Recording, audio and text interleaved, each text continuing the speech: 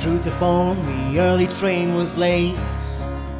Fellow travellers stared sideways at his state, for there stood the remnants of a champion, then junior and amateur. Nonetheless, that name had carried weight, though none of them knew anything of him to tell.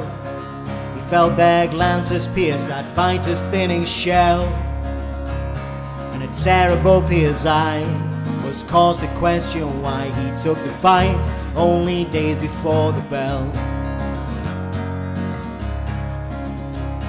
At the picket line he kissed and left his bride, and a sun swelling slowly there inside, and countless comrades wishing only to provide.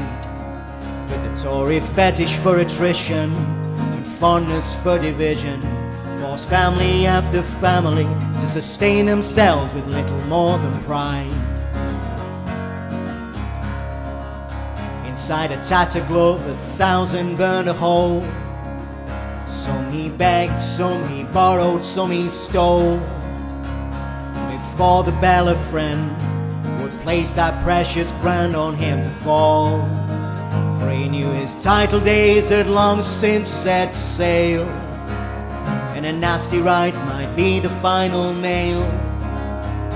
But a valid loss would get an easy payout from the bet, and as the train began to slow, he said, "Today I'll banish every silhouette those tyrants cast upon my door."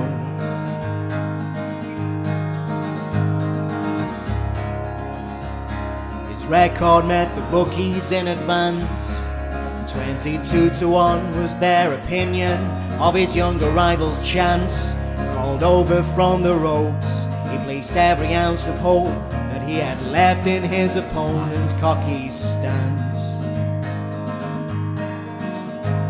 But the bell rang out and out he came to meet.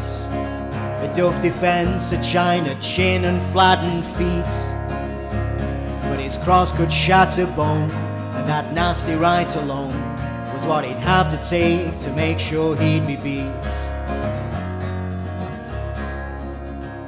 As the third began, it shamed him to stand, forced to take a beating from a less estimable man.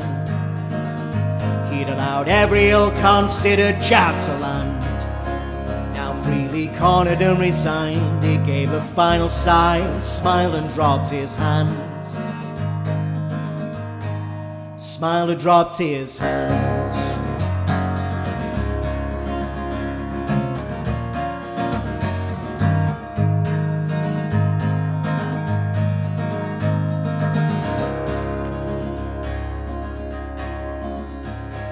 The last train pulled away at 12:02. Fellow travellers, a tired and scattered few. His head hung heavy on his chest, but the privilege of rest was still beyond a job he didn't want to do. Inside a tattered glove, the winnings left a tear. That loyal friend could see that no one was aware that therein lay the remnants of a champion, then junior and amateur, 'cause no one's taught the name of any man if all he's done is given all he can.